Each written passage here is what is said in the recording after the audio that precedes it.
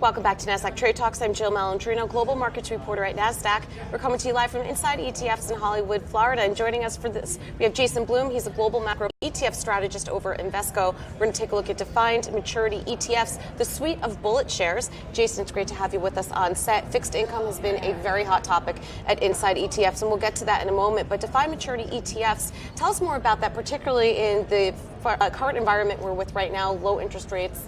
Sure. So defined maturity ETFs, the purpose of that structure is to bring the benefits, the convenience, the low cost, the transparency of the ETF wrapper, right? But into the world of holding bonds to maturity. So old-fashioned bond ladder. Right. Buy a bond, you hold it to maturity. If that bond doesn't default, you know exactly what your total return is going to be over that time frame. It could even be 5 years, 10 years, 20 years. If you think about the current investment landscape, all the uncertainty, volatility, having that degree of visibility into a return stream over that period of time is pretty unique. The beauty of it is it's an old school, timeless investment strategy. We're not doing anything really innovative from an investment standpoint. What's really innovative is bringing the ETF ecosystem in to solve the headaches. Yeah. Buying bonds over the counter one at a time, one client at a time. Yeah, it would be time-consuming and expensive for a manager or a financial advisor to try and replicate that on their own. So the ETF wrapper certainly helps, and I think that's why we're seeing that growth with fixed income ETFs across the spectrum. Yes. Not only defined maturity ETFs, but just broadly. You've really seen the ETF ecosystem mature with respect to fixed income.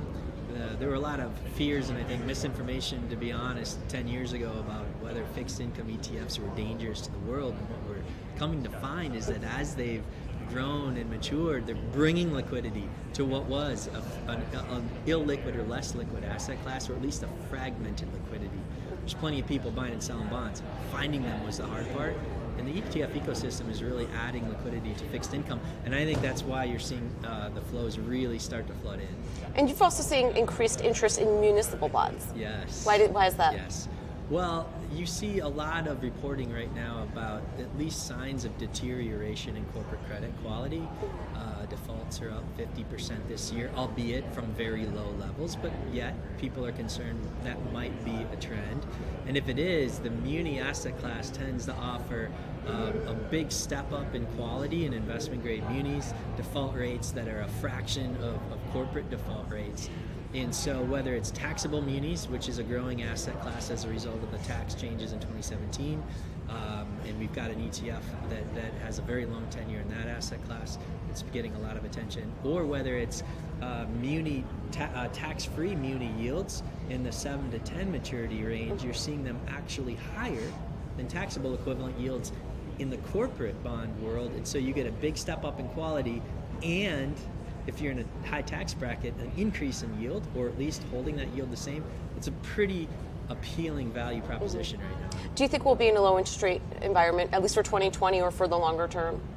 It sure seems like it. The Fed is very unlikely to do anything in 2020. If there's a risk, it could be that if emerging markets really are accelerating in growth, now coronavirus last week has suddenly thrown a wrench into that thesis. However, I'd say if there's a risk the market's not prepared for, it's accelerating global growth and some inflation. If we get that, you could see the curve steepen even though the Fed's not doing anything, and that's going to catch a lot of people off sides.